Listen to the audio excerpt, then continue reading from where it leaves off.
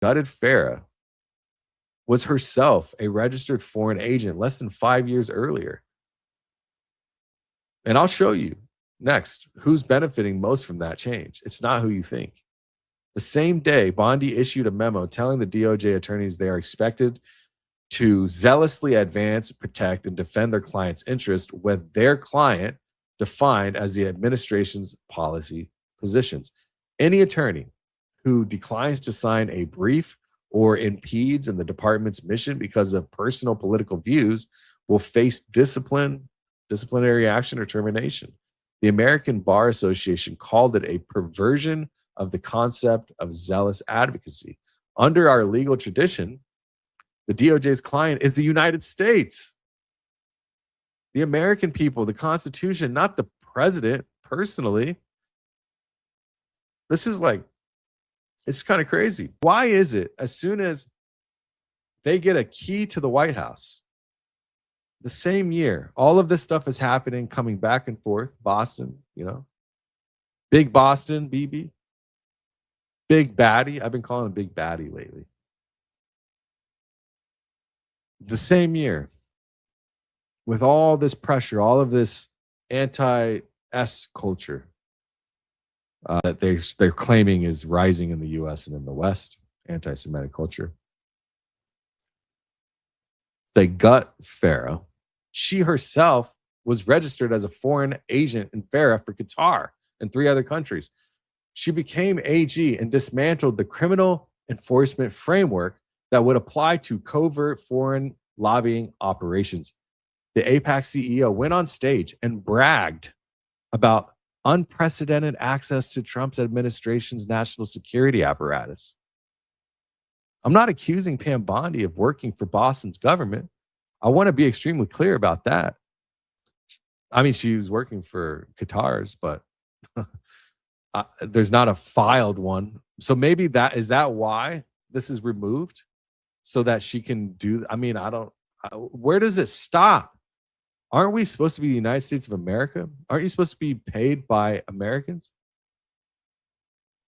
So why work for foreign governments, lobbying for foreign governments, being paid by foreign governments, multiple people doing this, all of these entities in the upper echelons of the White House, you've got, they're putting it right in your face. The CEO of AIPAC is bragging, going on stage. Unprecedented access to Trump's administration national security apparatus. That's a little crazy, man. A foreign lobby, a foreign country, unprecedented access to American national security. She's never been registered as an agent of Boston. None of the documented record proves a quid pro quo when it comes to that. But the documented record shows a sustained pattern of publicly prioritizing Boston's interest from her Florida AG days, statements calling for the FBI to interrogate American citizens for political speech in support of Palestinians, a death penalty announcement made at a pro-Boston conference rather than a DOJ press conference, and on day one, gutting of the primary legal defense mechanism the United States had against undisclosed foreign lobbying, foreign practice. The same mechanism that scholars have argued should apply to the most powerful foreign policy lobby in Washington. Those are facts.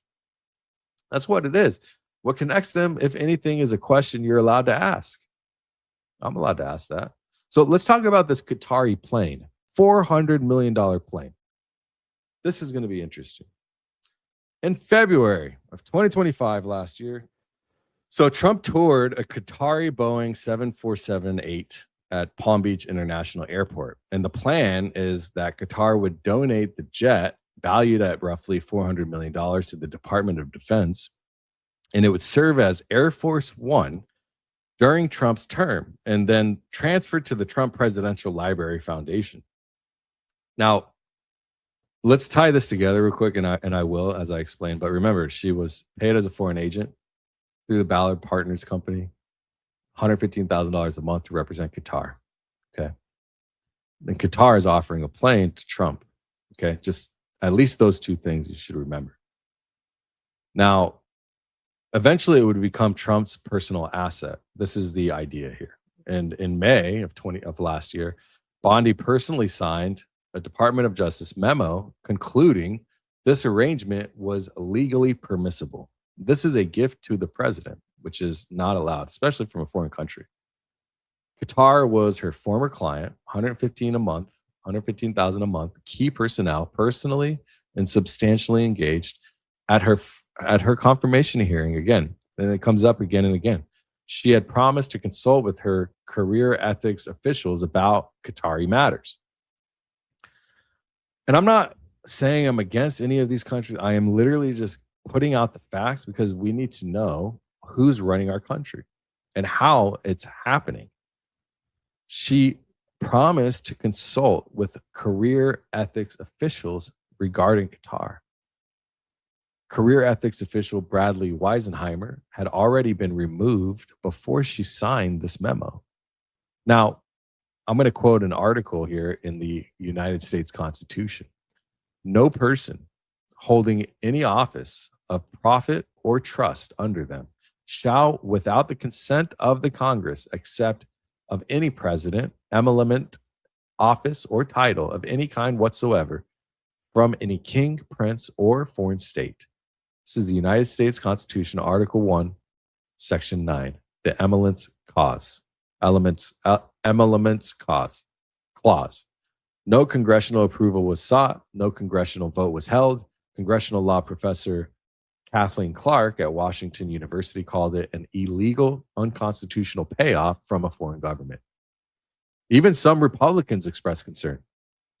Senator Mike Rounds raised national security concerns, comparing it to a Trojan horse. Senator Ted Cruz said the plan poses significant. It's funny, Ted Cruz. I think because he represents Boston, and Qatar and Boston don't get along. So Ted Cruz says, whatever he's got to say, said it's a espionage surveillance problem, which likely could be true. Maybe it's not. And Senator Blumenthal challenged Bondi about her conflict of interest. And when he did that, she said, "How dare you? I am a career prosecutor. Don't you ever challenge my integrity." CREW, filed a FOIA request for the Bondi memo, and they were told processing wouldn't begin until January of 2027. The Freedom of the Press Foundation subsequently sued the DOJ.